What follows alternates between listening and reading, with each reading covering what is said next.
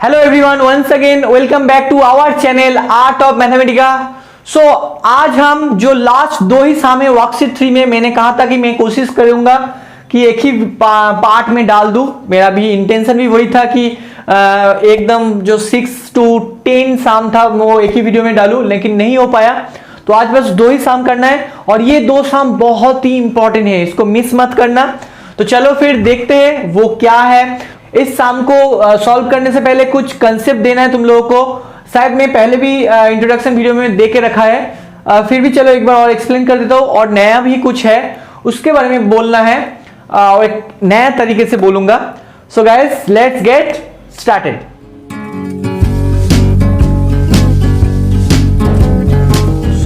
देखो question number जो 9 है उसको पढ़ लेते हैं, उसके बारे में कुछ डिस्कस करना है। मैंने पहले ही कहा था one side and corresponding altitudes of a parallelogram are 50 centimeter and 8 centimeter. Okay, पहले पूरा साम को पढ़ लेते हैं। If the other altitude is 4 centimeter, find the length of the other pair of parallel sides. देखो पहले क्वेश्चन को समझते हैं। एक पैरेललोग्राम ड्रॉ करते हैं,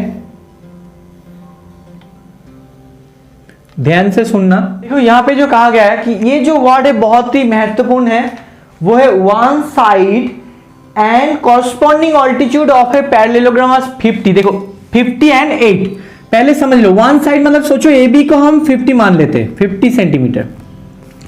एंड कॉरस्पॉन्डिंग ऑल्टीट्यूड मतलब ये वाला, अगर इसका कॉरस्पॉन्डिंग ऑल्टीट्यूड कौन होगा, डी पॉइंट से अगर तुम परपेंडिकुलर ड्रॉ करोगे ए बी के ऊपर, जो होगा सोचो डी पी, ये जो है ये corresponding altitude of the side A B, तुम सबको पता है।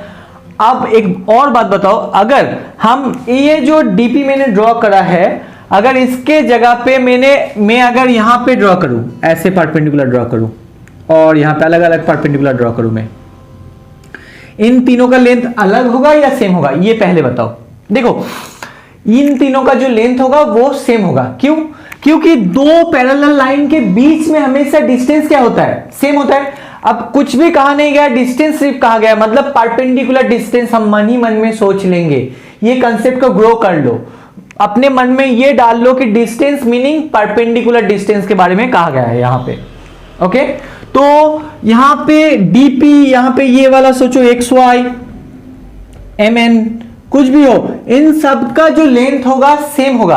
अब ये जो डीपी है वो कहा गया कि 8 सेंटीमीटर, देखो एक बार, हाँ 8 सेंटीमीटर, मतलब एक्स वाई भी 8 सेंटीमीटर होगा, एम एन भी 8 सेंटीमीटर होगा, है ना। क्योंकि यहां पे जितने भी तुम परपेंडिकुलर ड्रॉ करो ऐसे लाइन, मतलब जो वर्टिकल लाइन होगा, जितने भी ड्रॉ करो इन दोनों के बीच में, इस डी सी के ऊपर कोई भी पॉइंट चूज करो और ए बी के ऊपर कोई भी पॉइंट चूज करो। अब इन दोनों का परपेंडिकुलर डिस्टेंस मतलब ऐसे ज्वाइन कर दो कि ये 90 डिग्री होगा, तो तब ये भी 8 सेंटीमीटर हो जाएगा, है ना। हमेशा डिस्टेंस दो पैरेलल लाइन के बीच में इक्वल होता है इसलिए। लेकिन यहां पे और एक चीज कहा गया है, वो भी पढ़ लेते एक बार। देखो, if the other altitude is 4 centimetre. अब हमें एक बात बताओ, अदर ऑल्टीट्यूड मतलब कोई और एक ऑल्टीट्यूड होगा। सोचो, चलो मतलब यहां पे तो ऐसे तो तुम नहीं, जो मतलब वर्टिकली तो अब नहीं होने वाला, जो भी ऑल्टीट्यूड होगा वर्टिकली तुम नहीं ले सकते हो, हॉरिजॉन्टली कुछ ऑल्टीट्यूड होगा तो उसका अलग से लेंथ होगा। चलो बाकी पार्ट को रैप कर देते। अब देखो अदर ऑल्टीट्यूड कहा गया, मैंने अभी भी कहा ना कि यहां पे जो भी डिस्टेंस तुम यहां पे कोई और अलग से ऑल्टीट्यूड ड्रॉ करोगे तो वो हमेशा 8 सेंटीमीटर ही होगा। लेकिन यहां पे कहा गया अदर ऑल्टीट्यूड इज 4 सेंटीमीटर। तो अगर हम D से कोई एक परपेंडिकुलर ड्रॉ करें, ये 90 डिग्री हो, तो ये क्या होगा, 4 centimetre. According to the figure ये 4 होना चाहिए था, चलो कोई बात नहीं, 4 सेंटीमीटर। Got it? समझ में आ रहा है तुम लोग को कि ये जो है ये 4 सेंटीमीटर है। गॉट इट ना? क्योंकि अभी AD एंड BC भी पैरेलल है, तो इनका परपेंडिकुलर डिस्टेंस कोई अलग होगा, इससे अलग होगा। तो यहां पे भी जब अब AD के ऊपर कोई भी पॉइंट चूज करो एंड BC के ऊपर कोई भी पॉइंट चूज करो, ऐसे परपेंडिकुलर ड्रॉ करते जाओ, ये भी 90 डिग्री अगर हो गया मतलब ये परपेंडिकुलर बन गया, तो ये भी 4 सेंटीमीटर होगा। समझ में आ रहा है? तो अदर ऑल्टीट्यूड मीनिंग हमें डी, चलो P, यहां पे DQ जो है इसके बारे में कहा गया है, यहाँ पे हमें ड्रॉ कर देना। बहुत सारे बच्चे क्या गलती करते हैं पता है, वो लोग अदर ऑल्टीट्यूड समझ के यहाँ पे ड्रॉ कर देते और कंफ्यूज हो जाते। यहां तक सही है। चलो अब नेक्स्ट में बढ़ते। देखो अब 8 सेंटीमीटर इसका कॉरस्पॉन्डिंग जो बेस है, मतलब बेस है 50 सेंटीमीटर, इसका कॉरस्पॉन्डिंग जो हाइट है 8 सेंटीमीटर, तो इसका एरिया फाइंड आउट कर पाओगे या नहीं बोलो? Definitely. Base into corresponding height ही तो उसका एरिया होता है। तो राफ वर्क पहले कर लेते हैं। इसका एरिया का क्या होगा? 50 into 8 centimetre square, 400 centimetre square. यहां तक आ गया। अब एक चीज कहो कि अगर ये सब कुछ नहीं दिया गया होता, सिर्फ कहा गया कि ये जो पैरेललोग्राम है इसका एरिया है 400 सेंटीमीटर स्क्वायर, बाकी इन दोनों को भूल जाओ। ये जो पैरेललोग्राम है इसका एरिया है 400 सेंटीमीटर स्क्वायर और इसका ऑल्टीट्यूड है 4 centimetre. Can you find its corresponding base?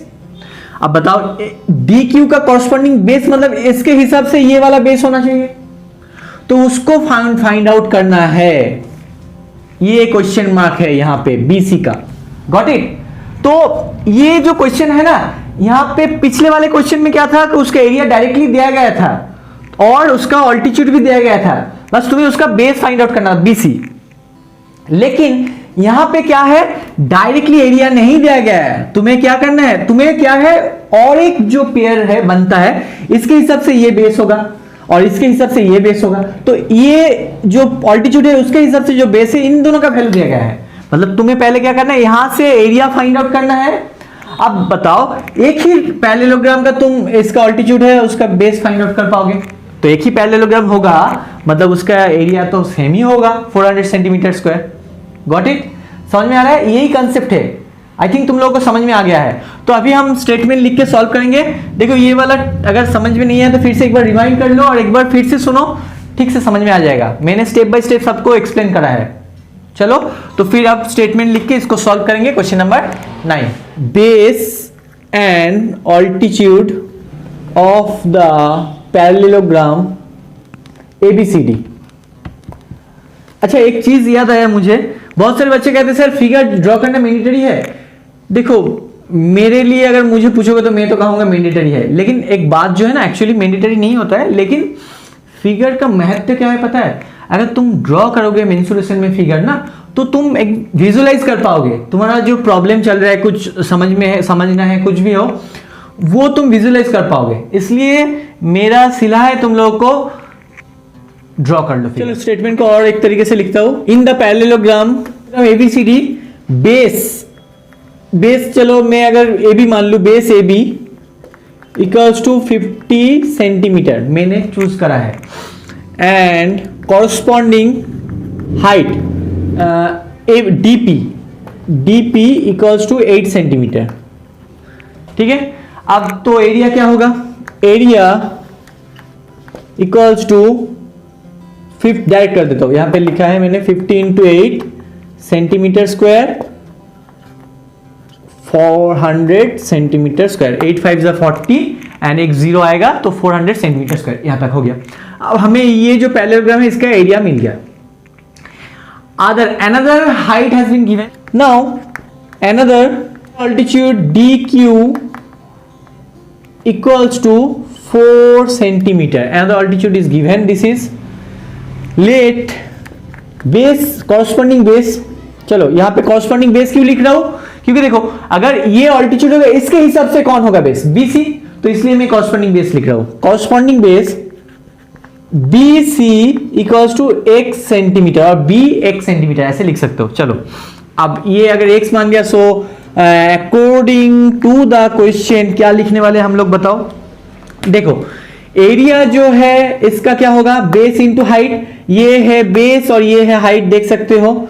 ये देखो बेस एंड हाइट, तो x into 4।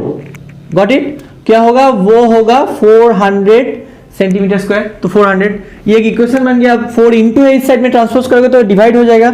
So implies x equals to 400 divided by 4, that is 100। Cancel होगा तो 100 ही आएगा, 100। सो x का वैल्यू क्या आ गया? 100। सो यहाँ पे जो कहा गया है कि उसी तरह से आंसर लिखना है। Find the length of the other pair of parallel sides.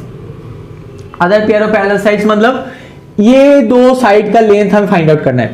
दोनों ही क्या होगा? Each equals to 100 centimeter. क्यों? क्योंकि we know opposite sides of a parallelograms are equal, so the length of the other pair of parallel sides each equals to each क्योंकि opposite sides equal है, each equals to 100 centimeter. Okay, this is our answer. चलो और एक ही question बाकी है worksheet 3 का, वो question number 10 है. एंड एक बात कहना है, ये भी बहुत ही इंपॉर्टेंट सम है, तो इसको भी एक बार देख लेते हैं. चलो लेट्स सी, पहले क्वेश्चन को पढ़ लेते हैं. चलो, area of a parallelogram is 625 meter square. जो जो गिवन है पहले लिखो. Area 625 meter square. Okay, find the length of sides of parallelogram. अच्छा, तो हमें क्या करना है, लेंथ ऑफ द साइड्स मतलब ए बी का फाइंड आउट करना है, बीसी का फाइंड आउट करना है. बाकी ऑटोमेटिकली आ जाएगा क्योंकि बीसी इक्वल्स टू एडी होता है और A B equals to DC होता है, ऑपोजिट साइड्स इक्वल होता है. तो हमें ये चारों जो साइड है इसका फाइंड आउट करना है लेंथ. ओके, अब क्या गिवन है देखते हैं. If altitudes corresponding to sides are 20 meter and 25 meter, इसका मीनिंग क्या है. देखो, अगर ए बी मानो, चलो कोई भी एक को मान लेते हैं, चलो ए बी, तो ए बी के हिसाब से कॉरस्पॉन्डिंग हाइट क्या होता है, ये वाला डी एम. चलो, तो इसका अगर मान ले कि 20 मीटर और बीसी के हिसाब से कॉरस्पॉन्डिंग हाइट कौन सा होगा. अभी अभी मैंने पिछले वाला सामने कराया ना, तो अलग अलग हाइट गिवन है यहाँ पे, तो ये होगा या नहीं बोलो एकदम. तो इसका लेंथ क्या होगा, इसका चलो ये यहाँ पे 90 डिग्री फॉर्म कर रहा है, ये भी 90 डिग्री, तभी तो ये हाइट होगा डी एन. ओके, ये दो साइड है मतलब हाइट है. अब इसका भी वैल्यू गिवन है, ये 25 मीटर. यहां तक सही है. अब हमें जो फाइंड आउट करना है वो है A B and B C. A B आएगा तो फिर से मैं कह रहा हूं डीसी ऑटोमेटिकली आएगा क्योंकि opposite sides of a parallelograms are equal. मैंने फर्स्ट इंट्रोडक्शन वीडियो में एक्सप्लेन करा है. और बीसी का ऑपोजिट जो है एडी, वो भी इक्वल होता है. ओके, अब देखो एरिया तो गिवन है, तो इसके हिसाब से बेस कौन है, ए बी. तो एरिया मतलब क्या है, यहां पे कौन सी दो जो वैल्यू है उसका प्रोडक्ट गिवन है, बेस एंड हाइट है या नहीं. बेस एंड हाइट, तो बेस का तो हमें पता नहीं है, ये वाला पता नहीं है. हाइट तो है, वो 20 है, तो इस जगह पे 20 लिखते हैं. तो बेस इंटू 20 का वैल्यू है 625, तो बेस का वैल्यू फाइंड आउट करो. वैसे ही अब देखो, ए बी सी डी एक ही पैरेललोग्राम का अलग से अगर एक जो ऑल्टीट्यूड चूज करोगे और हाइट चूज करोगे तो इसके हिसाब से ये बेस होगा. तो अगर फिर से इसको इधर पे लाओ तो 625 के अंदर क्या क्या है, बेस इंटू हाइट. यहाँ पे और एक हाइट जो है 25 गिवन है, तो यहाँ पे 25 लिखो, तो बेस फाइंड आउट करो.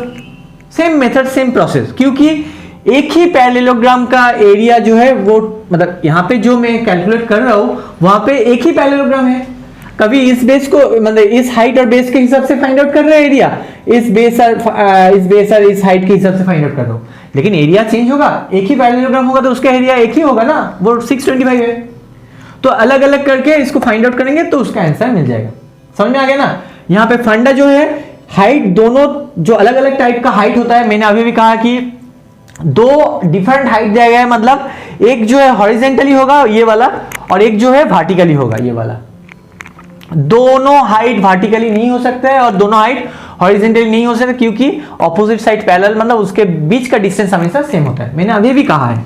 चलो, तो यहाँ पे 10 नंबर का क्वेश्चन है, ये बहुत ही इंपॉर्टेंट क्वेश्चन है. 9 नंबर भी इंपॉर्टेंट था. ओके, तो चलो फिर इस नाम को टेक करके ही लिखते हैं.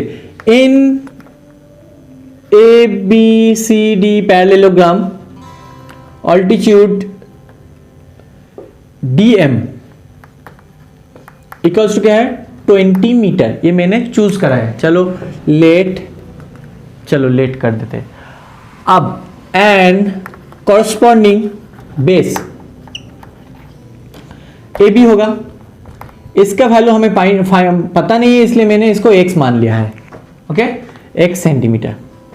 तो यहां पे क्वेश्चन मार्क की जगह पे x में लिख रहा हूं. अब देयरफॉर चलो कर ही देते. एरिया इक्वल्स टू क्या होगा 20 into x, that means 20x centimetre square हो गया. अब अकॉर्डिंग टू द क्वेश्चन क्या है, ये इसका वैल्यू 20x जो है उसी का वैल्यू क्या है 625. So according to the question 20x equals to 6 to 5, therefore x, अब यहाँ पे इंटू था, इस साइड में आएगा तो डिवाइड होगा 20। अब देखो ये 5 से कटेगा 125, अब तो कोई भी वैल्यू नहीं कैंसिल होगा, चलो यहाँ पे कर देते हैं इक्वल्स टू, अब देखो 125/4, इसको डिवाइड करोगे तो 125/4, 3 ज़ा 12, 5 आएगा, 4 1 ज़ा 4, 1 कैरेट 2 5 आएगा, 0 मतलब 2 ज़ा 8, 2 0 5 ज़ा 20, यहाँ पे 31.25 आएगा। सो 31.25 सेंटीमीटर, यहाँ तक हो गया।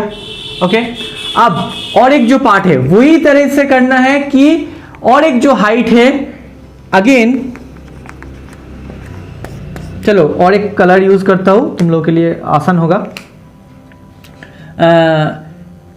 इन ABCD पैरेललोग्राम, ऑल्टीट्यूड